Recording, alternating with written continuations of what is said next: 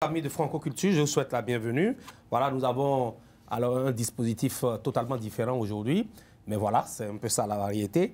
Et merci pour vous qui nous suivez sur État Monnaie Keyboard devenu Spectrum désormais, sur le Channel 67, tous les vendredis à 22h30. Aujourd'hui, comme vous le voyez déjà à l'écran, nous avons une nouvelle invitée, elle s'appelle Christelle Onwou. Elle travaille donc au niveau de la Commission des droits humains, au niveau de la mairie de New York. Alors, bonjour Christelle. Bonjour. Alors, comment ça va? Je vais bien, merci. Et vous? Très bien. Alors, je t'ai rencontré la dernière fois, c'était à une écologie que ton bureau a organisée au niveau de Columbia University, et puis on parlait de droits de l'homme. Alors, avant d'en arriver un peu à ce que tu fais concrètement, et fais déjà nous une présentation de ta personne pour que la communauté puisse savoir un peu qui tu es et qu'est-ce que tu fais. OK. Bonjour encore et merci beaucoup pour cette invitation. Je m'appelle Christelle Onwou, je suis la conseillère principale pour la communauté africaine à la Commission des droits de l'homme de la ville de New York. La Commission des droits de l'homme est une organisation gouvernementale qui lutte contre la discrimination et nous avons l'une des plus fortes anti-discrimination lois de toutes les États-Unis parce qu'on a en fait 24 catégories différentes. Qui sont les catégories sont en fait lutter contre la discrimination dans à base de le statut d'immigration, la race, la religion, la couleur, la nation origine d'une personne. Et aussi, on a 5 bureaux dans la ville de New York, dans tous les boroughs, dans le Queens, Manhattan, Staten Island, Bronx et aussi à Brooklyn. Donc, alors, très bien. Alors, je sais qu'aujourd'hui, tu es au niveau de la mairie, tu t'occupes de tout ça, au niveau des droits et tout ça, tu parles beaucoup de droits. Mais pour en arriver à ce poste-là, et je sais que tu as fait John Jay College, parle-nous un peu de ton cursus académique, quel a été ton background? OK. Donc, je suis en fait arrivée aux États-Unis en 2005 et quand je suis arrivée aux États-Unis, on m'a en fait acceptée dans une école publique ici à Manhattan et j'ai fait la terminale. Donc après ça, j'ai déposé mon dossier à John Jay College et on m'a accepté. Donc quand j'étais à John Jay College, en fait, je voulais devenir avocate, mais je me suis rendu compte que j'aimais vraiment travailler avec la communauté. Et après ça, j'ai donc fait une application après avoir travaillé avec une organisation dans le Bronx qui s'occupait des New-Yorkais qui avaient des problèmes en fait à partir du logement. Donc les gens qui n'arrivaient pas à payer leur loyer venaient au bureau pour demander de l'aide. Et j'ai commencé à traduire aux clientes en français et en anglais. Et c'est après ça que je me suis rendu compte que c'était vraiment important pour moi de continuer mes études. Donc j'ai fait mon application à Columbia University School of Social Work. Et on m'a accepté à Columbia et je suis donc allée et j'ai commencé à travailler. En fait, je me suis rendu compte que c'était important pour moi d'être travaillante sociale, mais si c'est qu'il n'y avait personne qui était, disons par exemple à City Hall, qui disait en fait aux maires que la communauté africaine existe et il faut passer des lois pour cette communauté. En fait, mon travail n'allait pas être accompli. Donc, je me suis donc basée sur les lois, les lois humaines. C'est donc à partir de là que j'ai commencé à avoir un intérêt en ce qui concerne la communauté africaine. Donc, après Columbia University, j'ai travaillé à South Seattle, Center for African Women and Families, là où je faisais les conseils pour les victimes de la violence domestique, familiale. Et j'ai travaillé beaucoup avec les femmes africaines ainsi que les hommes africains. Et encore, je me suis rendu compte qu'il n'y avait pas assez de services pour la communauté africaine. Et donc mon but, c'était de m'assurer que la communauté africaine a les mêmes services que les autres communautés dans la ville de New York. Et donc, c'est donc après ça que j'ai posé mon application pour la Commission des droits de l'homme. Donc, c'est un peu ça mon histoire. Je crois que c'est un parcours assez épatant. Alors, pour en revenir concrètement à ce qui se passe tous les jours, alors quand les gens viennent dans vos bureaux, quels sont les aspects qui les intéressent et quel genre d'aide ils vous demandent quand ils viennent dans votre bureau? OK, donc la Commission des droits de l'homme, en fait, on a cinq sujets dont on s'occupe. Donc, il y a le logement, l'emploi, les services publics d'accommodation. Il y a aussi l'harcèlement discriminatoire et aussi le profilage basé à base des forces de l'ordre. Donc, en fait, quand les gens viennent dans notre bureau, la plupart de leurs problèmes sont surtout basés sur soit le logement ou alors l'emploi. Dans le cas du logement, une personne peut venir pour dire que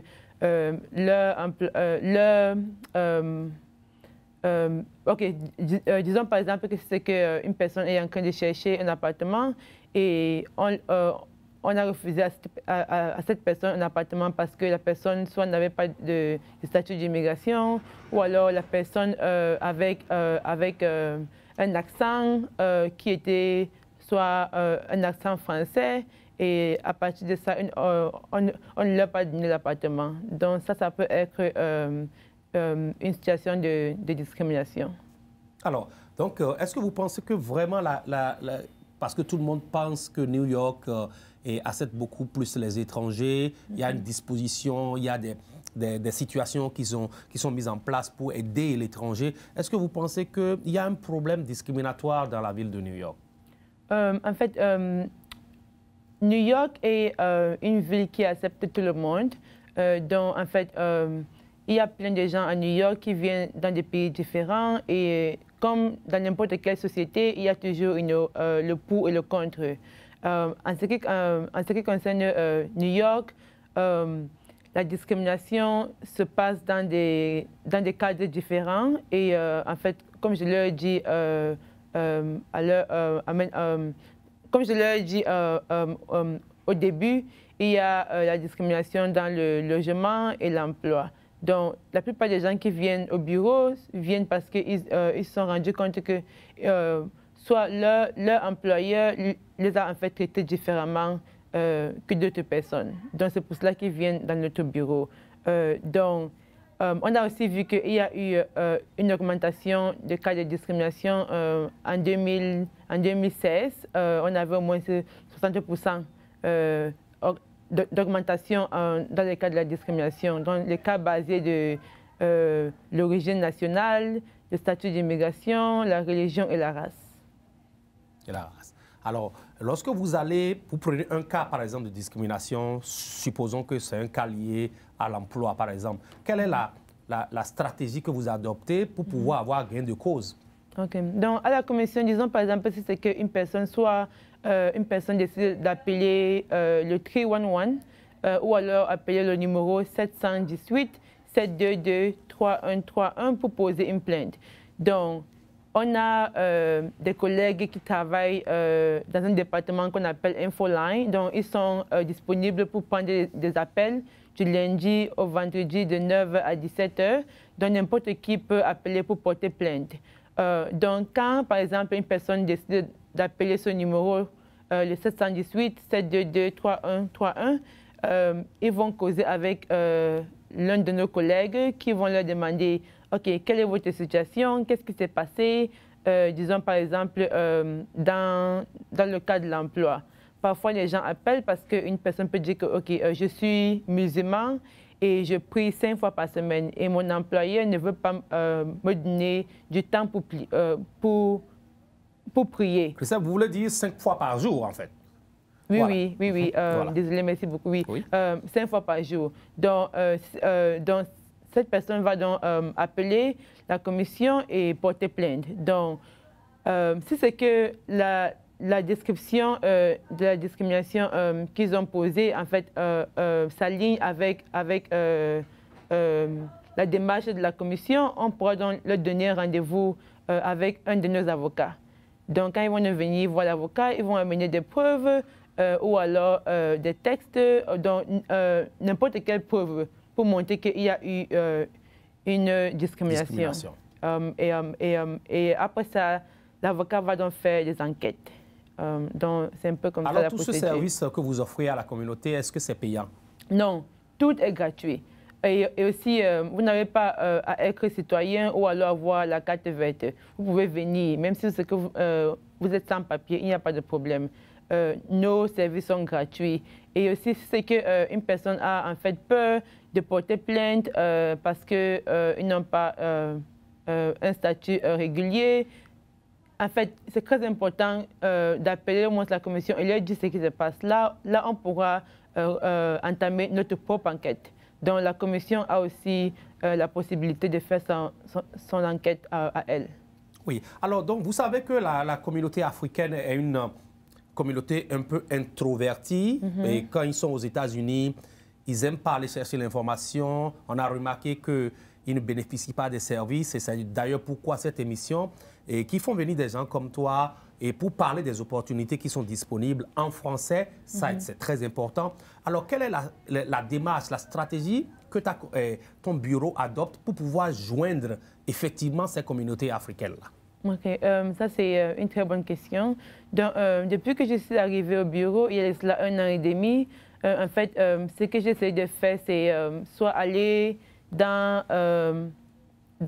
des maisons religieuses, dans des mosquées, en fait, éduquer la communauté africaine, leur dire qu'il y a des ressources pour eux et qu'ils ne sont pas seuls. Donc, le fait que je suis camerounaise et aussi africaine, donc, ça m'aide vraiment à travailler avec la communauté. Donc, en fait, ce qu'on a fait l'année passée, 2017, c'était un forum africain qui s'est passé dans le Bronx.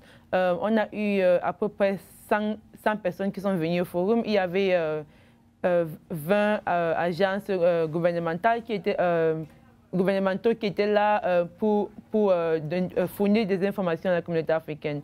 Donc, et aussi, on a aussi eu une séance d'entraînement avec le consulat du Burkina Faso et aussi le consulat du Nigeria. Donc, on a créé une séance là où la communauté pouvait venir, poser des questions. On avait des avocats qui étaient là pour répondre aux questions de la communauté. Donc, on essaie vraiment d'aller là où la communauté est et s'assurer qu'ils savent qu'ils peuvent venir vers nous ou alors nous appeler pour qu'on vienne vers eux, pour leur fournir les informations. Très bien. Alors, je sais que c'est le mois de mars, c'est le mois dédié à la femme, tout un mois. Et parlez-nous un peu des activités que vous aviez eu à animer au niveau de la commission. OK. Donc, pour le mois de mars, en fait, nous sommes en train de travailler sur un événement. Je n'ai pas tous les détails à l'heure actuelle, mais dès que j'aurai des détails, je vais les fournir à la communauté. Mais c'est aussi très important pour que la communauté africaine sache que la Commission des droits de l'homme protège aussi les femmes à New York. En fait, on a des informations en français et dans d'autres langues pour fournir cette information à la communauté. Donc, si c'est que vous êtes une femme, vous êtes enceinte, par exemple, et que vous travaillez, si vous travaillez dans une boutique, donc, disons par exemple dans un magasin et que vous avez mal au dos, donc vous pouvez demander à votre employeur de vous donner une chaise pour que vous n'aurez pas à vous tenir debout pendant 8 heures de temps. Et aussi, si c'est que vous devez aller voir votre docteur tous les 2 ou 3 mois, vous pouvez demander à votre employeur et il doit vous donner cette opportunité pour aller voir votre docteur, pour suivre vos soins médicaux. Et après ça, c'est que vous accouchez et vous allaitez votre bébé, votre employeur devait vous donner un espace qui est propre pour que vous puissiez expresser le lait pour le bébé. Donc. Très bien. Alors, chers amis, vous qui nous suivez en ce moment, et merci de nous rejoindre sur Franco-Culture. En ce moment, nous sommes en train de faire notre causerie habituelle avec Christelle Onwu, qui est la conseillère principale pour les communautés africaines au niveau de la Commission des droits humains à la mairie de New York. Alors, Christelle, Alors, donc, et parlez-nous un peu d'un autre volet et que votre bureau s'occupe au niveau... Vous avez parlé du volet des forces de l'ordre. Qu'est-ce qui se passe à ce niveau-là? Pour les forces de l'ordre, en fait, c'est interdit aux forces de l'ordre, en fait, de vous profiler parce que vous êtes soit noir, soit à base de votre couleur, ou alors vous arrêtez, en fait, en plein milieu de la rue à cause de votre race. Donc c'est contre la loi dans la ville de New York. Ah, d'accord. Donc, il faut absolument que les gens soient au courant qu'il y a un certain nombre de choses qu'on ne peut pas faire. Pas faire, exactement. Même oui. malgré votre statut d'immigration. Oui. Alors donc, et quand vous prenez le volet de la peur, parce que si vous analysez bien les communautés étrangères en général, et les Africains en particulier, surtout ceux qui viennent des pays francophones et qui ne parlent pas anglais à l'origine, et il y a cette peur-là de pouvoir naviguer dans le système.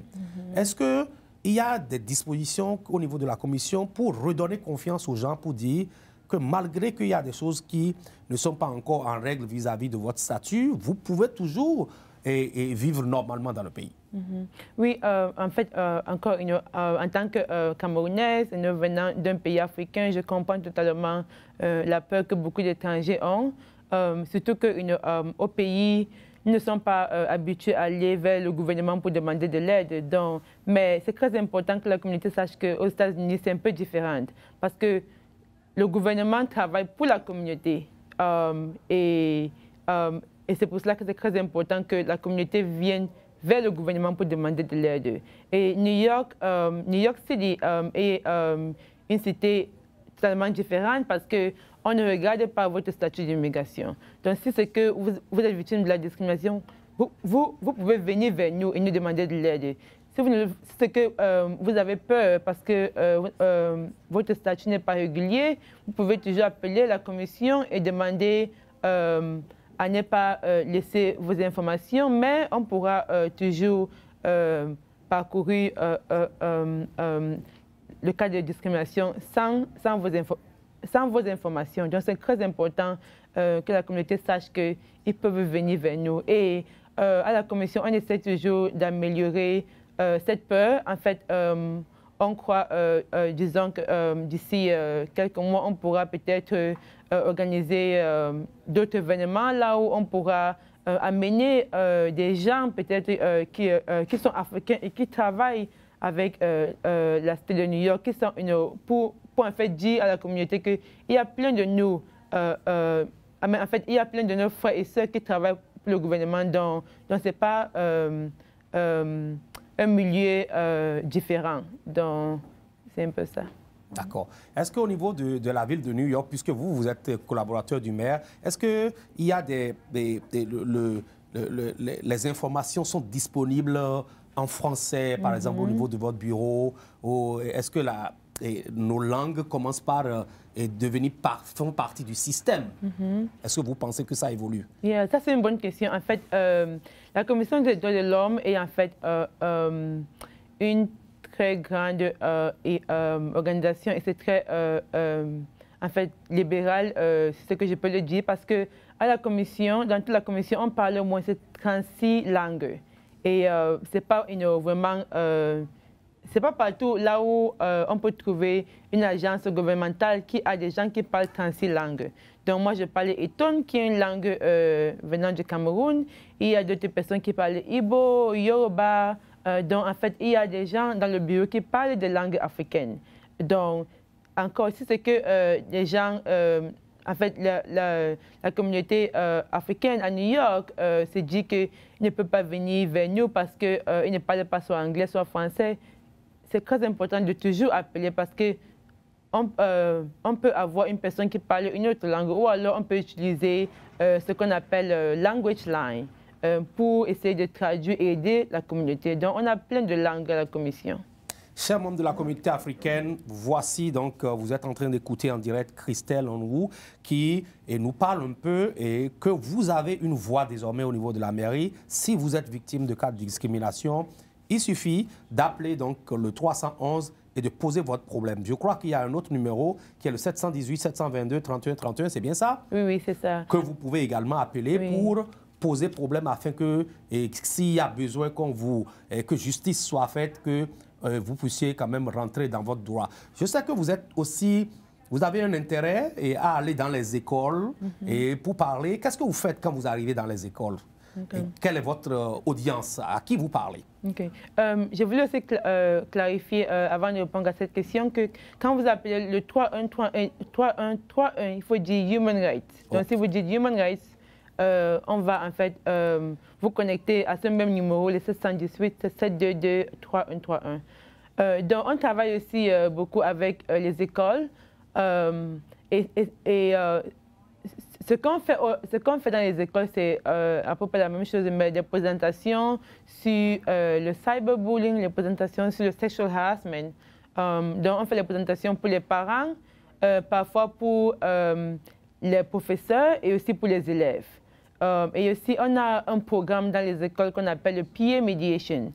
Donc, le peer mediation, c'est en fait un programme là où on enseigne les enfants pendant 8 semaines. Donc, on les aide à régler leurs propres problèmes. Au lieu d'amener un adulte, on traîne des enfants à être des peer mediators. Donc, disons par exemple que deux amis ont des problèmes,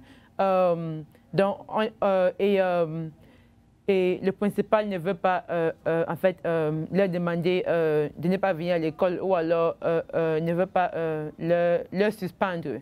Donc, on va les demander d'aller faire le peer mediation. Là, ils auront 2 élèves et qui vont amener les 2 parties et leur demander de discuter pour, en fait, venir à une conclusion. Super bien.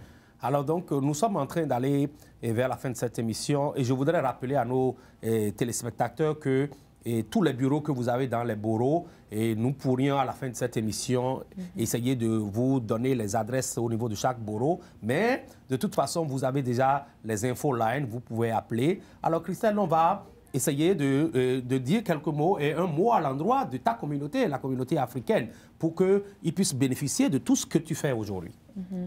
Donc, encore, merci beaucoup pour cette occasion. Ça m'a fait vraiment plaisir. Je sais que ce n'est pas facile pour la communauté africaine de faire confiance au gouvernement, mais je suis là pour vous dire que n'ayez pas peur. Vous avez une personne qui est en fait représentante de l'Afrique. Donc, si vous avez des problèmes dans le cas de la discrimination, si c'est que vous vous sentez victime, soit dans le logement ou alors que vous n'arrivez pas à trouver un appartement parce que soit le bailleur vous a dit que vous avez un accent ou alors le bailleur vous a dit que parce que vous portez une tenue un peu différente. Donc, sachez que vous pouvez contacter la commission immédiatement et aussi si c'est que vous travaillez et votre employeur vous dit que parce que vous n'avez pas de documents ou alors parce que vous n'êtes pas citoyen américain, il ne peut pas vous payer moins d'argent qu'une personne qui est citoyenne américaine. Donc, sachez que vous pouvez appeler la commission. Ou alors, si c'est que vous n'êtes pas sûr que vous êtes victime de la discrimination, appelez quand même la commission pour savoir ce que vous devez faire. Donc, c'est très important. Merci beaucoup. Alors, chers amis, c'est donc la fin de cette émission. Vous êtes sur Franco-Culture.